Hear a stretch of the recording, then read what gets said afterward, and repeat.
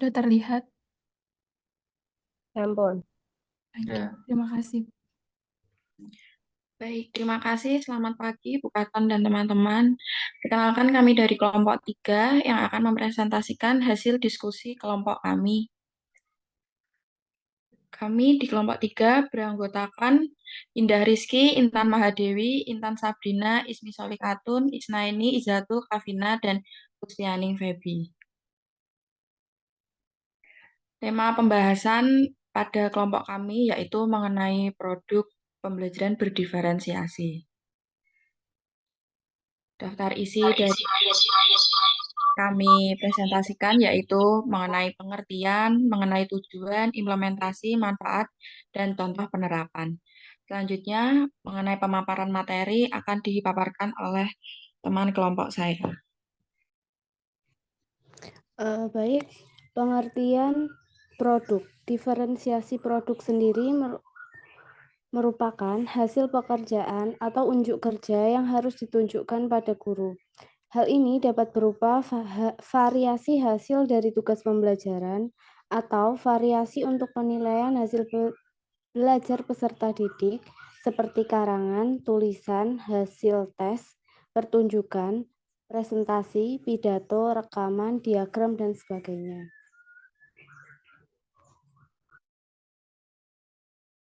Selanjutnya, tujuan diferensiasi produk.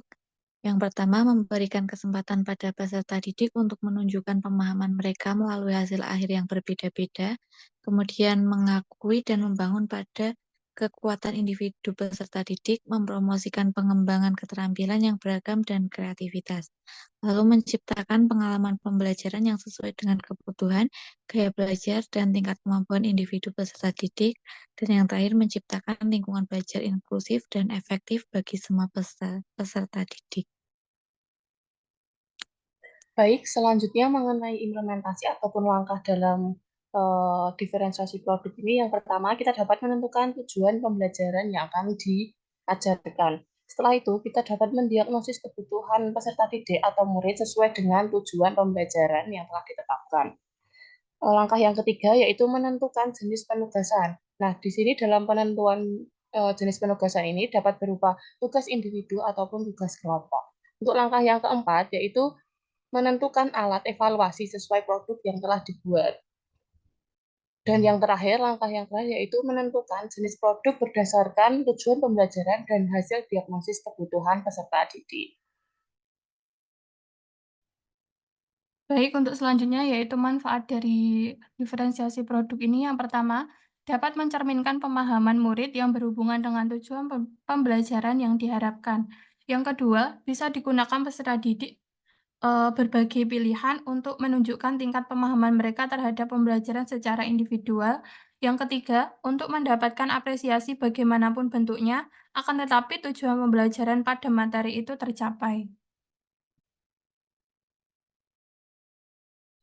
Selanjutnya adalah contoh atau penerapan. Contoh yang bisa dilihat dari slide yang nomor 9 adalah yang pertama adalah alat peraga, yang kedua adalah video pembelajaran, yang ketiga presentasi, selanjutnya infografis dan mind mapping. Peserta didik kita berikan kebebasan untuk membuat produk-produk dari hasil pembelajaran sesuai apa yang mereka inginkan. Selanjutnya adalah contoh penerapan dalam proses pembelajaran, bisa diterapkan dalam mata pembelajaran IPAS, materi perbedaan benda hidup dan benda mati, kelas 4, yang memiliki tujuan pembelajarannya, peserta didik mampu membuat produk mengenai materi perbedaan benda hidup dan mati secara tepat sesuai dengan minat masing-masing.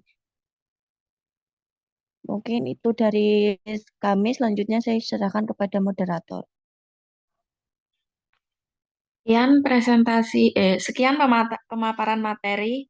Apabila ada yang kurang jelas, bisa ditanyakan. Sesi pertanyaan, kita buka 3 pertanyaan.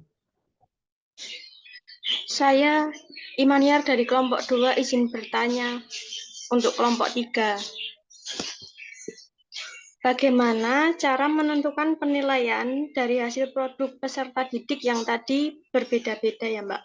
Terima kasih. Dijawab. Baik, izin untuk menjawab pertanyaan. Eh, Bagaimana cara penilaian terhadap diferensiasi produk ini ya?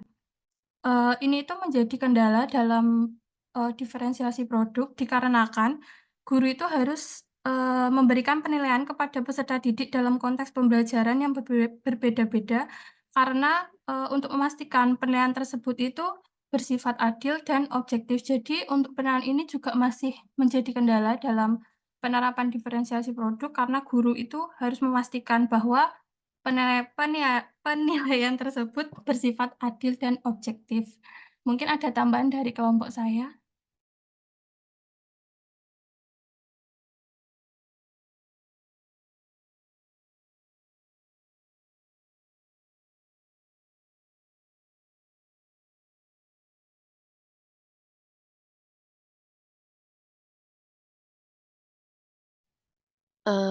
Izin menambahkan untuk penilaian produk yang berbeda-beda. Produk yang berbeda bisa dilihat dari guru. Diferensiasi produk kan tugasnya untuk membantu siswa dalam memahami proses pembelajaran. Kita validasi lagi apakah produk yang dibuat itu benar-benar siswa sudah paham atau belum. Jadi kita nilai sesuai dengan pemahaman peserta didik. Mungkin dari tambahan saya seperti itu. Mungkin ada tambahan dari teman-teman yang lain.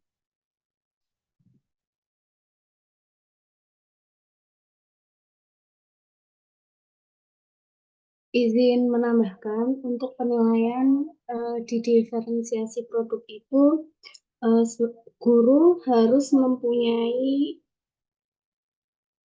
aspek atau kriteria tentang produk tersebut. Misalnya tentang apakah produk yang dibuat itu sudah sesuai dengan keberfungsian produknya, terus dapat siswa yang membuat produk tersebut apakah mampu berpikir kritis, terus menerapkan kemampuan kolaborasinya saat pembuatan produk tersebut.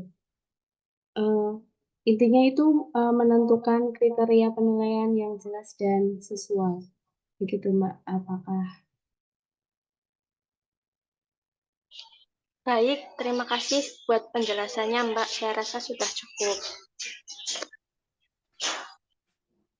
Baik, untuk penanya selanjutnya.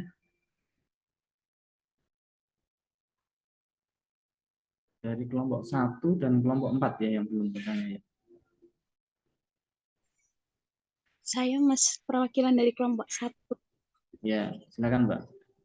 Baik, saya Gea, perwakilan dari kelompok 1 ingin bertanya kepada kelompok diferensiasi produk mengenai metode atau strategi apa yang efektif untuk menerapkan diferensiasi produk pembelajaran diferensiasi di dalam kelas.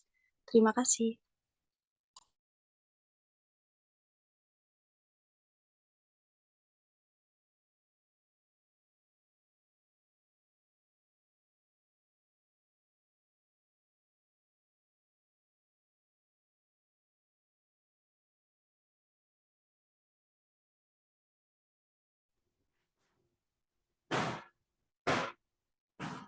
Baik, pertanyaan saya ulangi ya. Metode apa yang paling sesuai untuk menerapkan diferensiasi produk di kelas gitu ya? Mungkin bisa dijawab kelompok 3. Baik, izin menjawab untuk pertanyaan dari Mbak Gia. Metode yang cocok digunakan dalam diferensiasi produk ini yaitu salah satunya yaitu ada PJBL, yaitu Project Based Learning, di mana PJBL ini merupakan pengajaran yang dibangun dalam kegiatan pembelajaran dan adanya tugas nyata yang memberikan tantangan bagi peserta didik yang terkait dengan kehidupan sehari-hari untuk dibicarakan secara berkelompok. Mungkin seperti itu, ada yang mungkin kelompok 3 ada yang ingin menambahkan.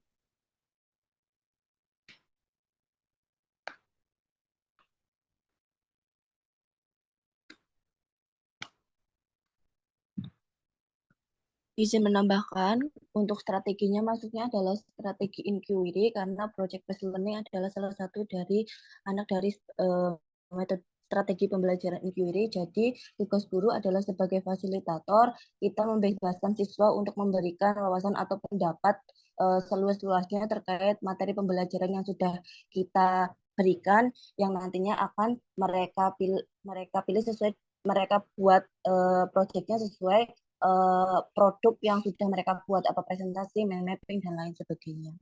Mungkin itu dari kelompok kami. Apakah ada feedback? Baik, terima kasih. Kelompok diferensiasi produk. Baik, selanjutnya kelompok 4 ya yang belum tanya ya. Ya, silakan.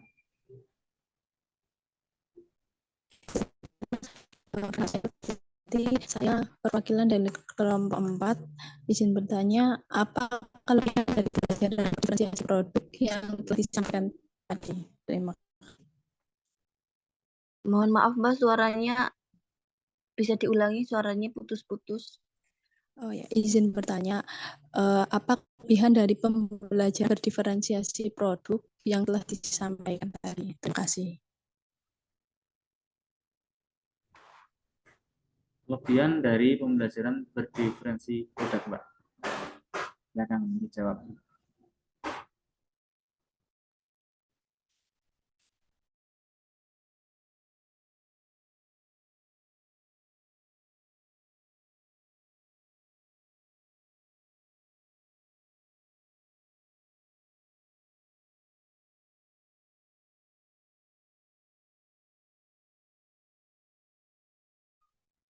Izin menjawab dari kelompok 3, salah satu kelebihan dari pembelajaran berdiferensiasi produk adalah siswa, kita memberikan kesempatan kepada siswa untuk melaksanakan pembelajaran yang sebebas-bebasnya untuk membuat produk yang mana hal tersebut akan sesuai dengan minat dan bakat mereka masing-masing, produk mana yang mereka kehendaki.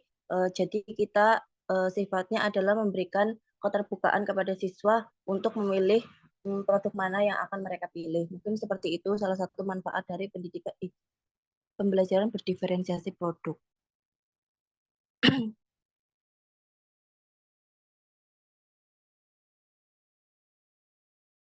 Mungkin teman-teman dari kelompok 3 ada yang ingin menambahkan?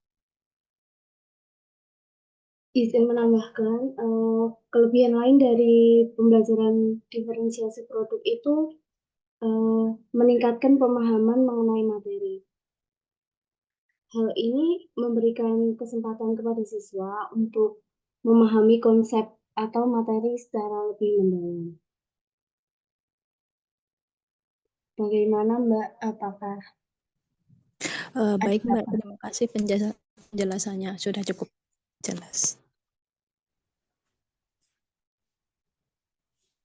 Ya, baik, terima kasih kelompok 3. Kita berikan aplaus dengan memberikan reaksi jempol ya.